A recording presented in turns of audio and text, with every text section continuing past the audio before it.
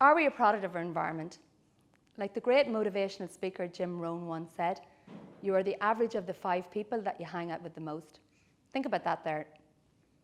You are the average of the 5 people that you hang out with the most. Now, I'm not suggesting everyone goes changing their friends and family upon hearing this, but are you being mindful of who you're spending your time with and who you're taking your advice from? We all eventually become a product of our environment. We all have different accents, and across the globe we speak several languages. Why? Because we grew up in different environments. I grew up in a small country village with a strong country accent, and then I moved to Dublin, and I spent several years living there, and over time my accent mellowed and changed, and now I sound very different to the rest of my family, and all because I changed my environment. Something very interesting that I once read: if you put a frog in boiling water, what will it do? It'll actually jump out. But if you put a frog in cold water and you gradually turn the temperature up, it will die. Why will it die? Because it didn't realise that the temperature was rising. So what has frogs got to do with their environment? The reason the frog died is because it didn't realise that the temperature was getting turned up. And this is indicative of people and their surroundings. So often in life, we surround ourselves with people and things that are killing our motivation and our ambition, and we don't even realise it. So step away from the things that are distracting you from your goals and where you want to be in life. If you want to be successful in life, you need to put yourself around other successful people. Success breeds success.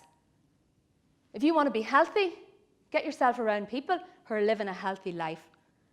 One of the craziest things I've ever heard is people taking their advice on their career from people who don't have a career or don't have a job. Why would you do that?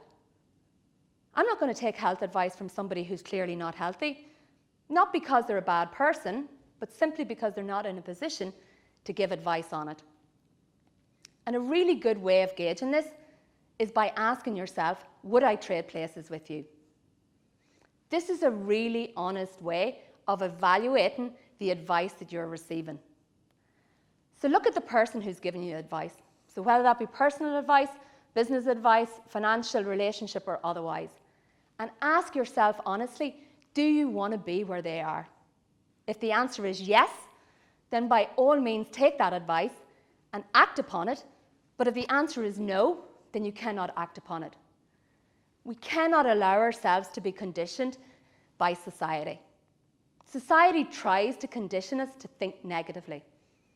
If you walk into a newsagent's or if you turn on the news, most of the time it's negative headlines. Why? Because negativity sells. When you were young, you thought everything was possible. Ask a kid what they want to be when they grow up, and they will tell you that they want to be astronauts, they want to be famous, they want to be all sorts of fabulous things. But as they go through life, people start telling them that it's not possible and they can't achieve it. And over time, they start to believe it. The fear comes from the outside. It comes from society, it comes from friends, it comes from school, it comes from family. And we believe this fear because we trust these people.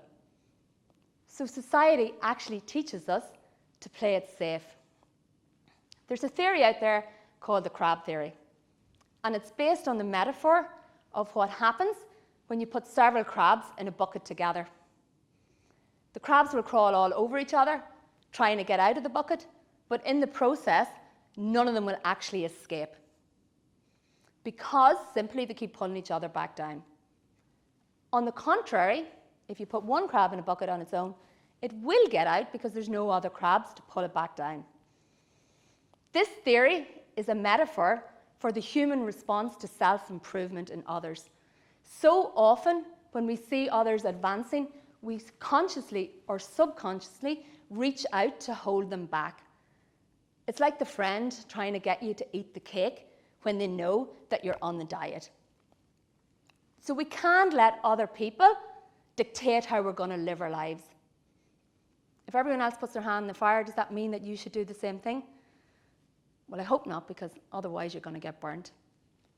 So just remember, we all have the same potential. And the only thing that is stopping us is our mindset. And our mindset comes down to our awareness. And our awareness of our environment is what ultimately is going to help us to change it. Nothing changes if nothing changes. I'll say that one more time. Nothing changes if nothing changes. The definition of insanity is doing the same thing over and over and expecting to get a different result.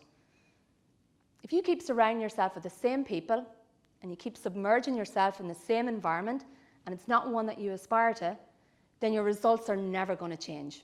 So if you want to take charge of your world, then you need to change how you act and how you think. And that starts with you changing your environment. Just remember you're in control. And that's the most liberating part of all of this. And the only thing that's going to stop you is what's around you.